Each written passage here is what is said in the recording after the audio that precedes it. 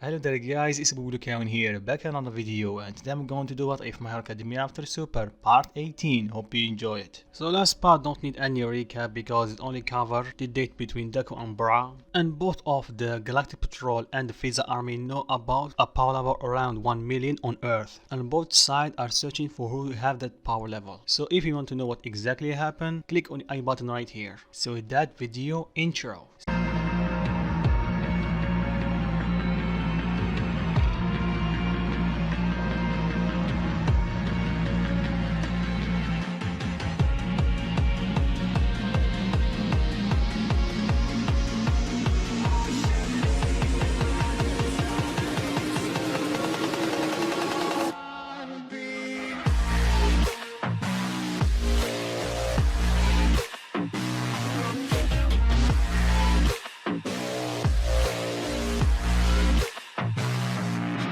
So a couple days has passed and people are asking who exactly is Midoriya. Some journalists try to enter the UA but they would decline immediately, except for one because he told them that people want to know how our students are being treated inside the UA. Are they living comfortably? Are they protected? Etc. etc. So they let him do his own thing, but Aizawa did warn them about this guy and tell them to keep it low-key for a while, especially Deku. So a reporter came, he tried to cover it up by taking photos of everyone, but when he tried to take a picture of Deku, let's say he fell short, because Deku did promise Bra that he will start training with her from now on. So while the reporter is taking a picture of everyone, Deku and Bra are training, and we all know that cameras cannot take picture of someone moving in hyperspeed. Check about the logic. But he did get some good pictures of Deku while Deku and Bra are clashing, but that's it. He thanked them for their time and left. So everything was peaceful for a while. Then one night Aizawa told them that Tokoyami and Deku got an offer to do a work study. Both of them asked who. Tokoyami was getting an offer from Hawks. Everybody cheered for him. Then Aizawa told Deku that he got an offer from Sir Nighteye. So Deku is still a bit of a hero nerd, not as much as the original, but still enough to know who is Nighteye. He was happy, then he turned to All Might and asked him, does he have a hand in this? All Might denied everything, but Deku is not stupid, so he just rolled with it. So both of them accept. Deku is livid. Bara is feeling a bit left out because she didn't get anything. Then Aizawa remembered that she also did get an opportunity to do a work study with Ryuko, the dragon hero. She was happy and Deku was happy to see her happy. But like the original, Kirishima, Oraka and Tsuyu did ask that one of the big three to get them a place in their agencies, and after some convincing they agreed. So let's say fast forward to the next day. Everybody wake up bright and early. Everybody go to their work study except for Bakugo and Todoroki. They were headed to do a remedial class or something like that to have another shot to get their license. So in the way, Deku was getting stopped every 5 seconds by someone, and they're mostly journalists. So after the 5th time, he had enough and started flying, because if he didn't do that he would be late, and by flying he arrived a bit early. So when he arrived, he was greeted by Mirio, and they headed straight to Nighteye office. And like the original, Deku was shocked to see Bubble Girl getting tortured by the laughing machine or something like that.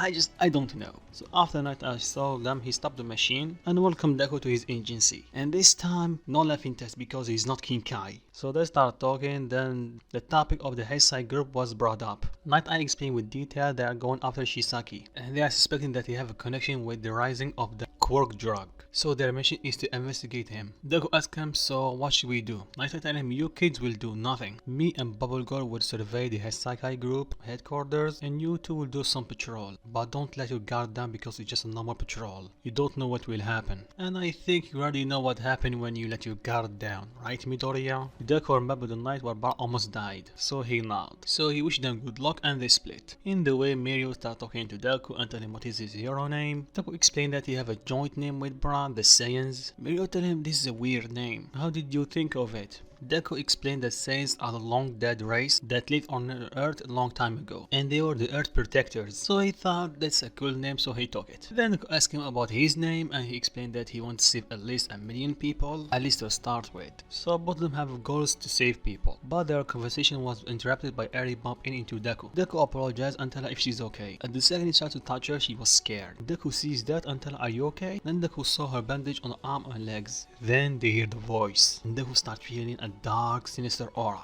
They looked at the alleyway and they saw Shisaki. He tried to play it off as this dad that just lost his kid and tried to discipline her, but Deku is not buying it. He can feel his ki and it's full with malice, not just pure anger like Bakugo or that Winga that have it against Todoroki. His ki is similar to All For One, it's just dark. Then Overhaul or Shisaki if you want tell Eri to come back. At the second he says that she got tightly to Deku's shirt. Deku's seeing blood and his justice spirit start reacting and tell Shisaki what he's doing to this girl. She's scared beyond the limits and that's not normal. Shisaki sighed and tell him let's go to the alleyway. Its matter is a bit personal. Mirio tried to play it off and try to tell Deku to keep it low, but Deku is having none of it. The second he saw Shisaki try to remove his gloves, he prepared himself to fight, but he was stopped by Eri jumping from his hand and running straight to Overhaul. He tells her done with the tantrum, she nods. Deku tried to call for her, but Mirio stopped him and tell him if we continue we will endanger the investigation. Deku begrudgingly stopped and they report back to Bubble Girl. She told them that we have to meet, and Nighteye told them that they did the right thing, but Deku is asking himself did they really did it? So how did Eri escape from Shisaki this time? We have to go a couple days back. Shisaki got an invite to meet someone by twice. They drive for a little while, then they stop in an empty place. Shisaki asks him where we are going. Twice tell him just follow me. Then a portal open up and they walk through it, and Shisaki was made face to face with All For One. Well, what's left of him. He was shocked to see it, but quickly got his composure back and asked him that kid did really a number on him, huh? All For One agreed with him and tell him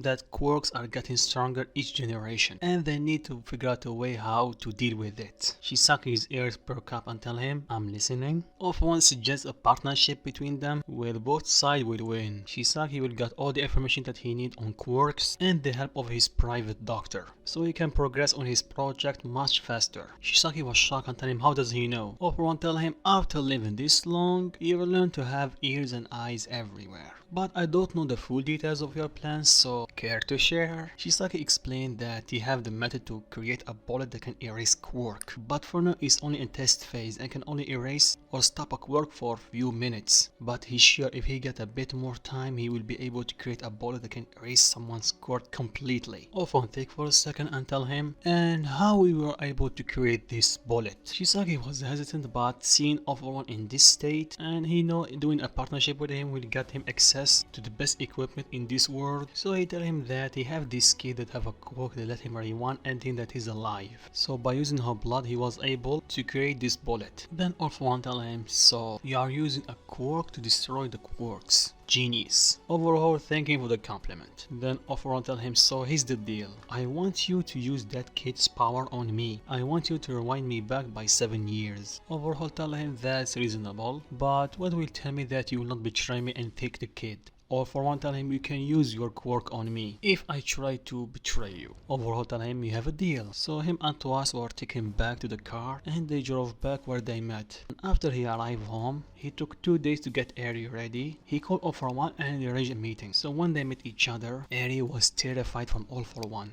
Not only his face but the way he was. Then All For One tell Eri to use her quirk on him. Shisaki explained that she cannot control her quirk yet. All For One tell him oh I see, that will not be a trouble. Then he used his force activation quirk on her. Eri's horn start glowing and slowly but surely All For One is getting rewind back. His wounds start closing, his limbs start regenerating, and when Eri quirks start getting more powerful, All For One start feeling his lungs start to heal and his hair start grow back and his eyes. And to stop Eri, Overhaul have to kill Eri for 1 second then return her to normal, because I don't think All For One's quirk can shut down a quirk. Maybe I'm wrong. If I am, tell me in the comment section. So All For One thanks Overhaul and tell him to open up a portal and if he need anything, call him. Shisaki nod and tell him sure I will and walk through the gate. And when they went through it, Eri immediately start running away from Shisaki. And that's how she met Deku. But here's the thing. Deku did not let Overhaul just walk with Eri without a plan B just in case. The second Mirio stopped him, he immediately called Kami or Dende telepathy and telling him to keep an eye on Overhaul. And after Kami sensing Deku's tone, he understand and keep an eye on him. So I think we are done with Deku for now. So let's see how the others are doing. First, Kirishima. The events start the same as the anime by Sun Eater getting shocked by the quirk erasing bullet, but the second the thieves start running, Kirishima uses his immense speed and flying ability to immediately block his path and knock him out.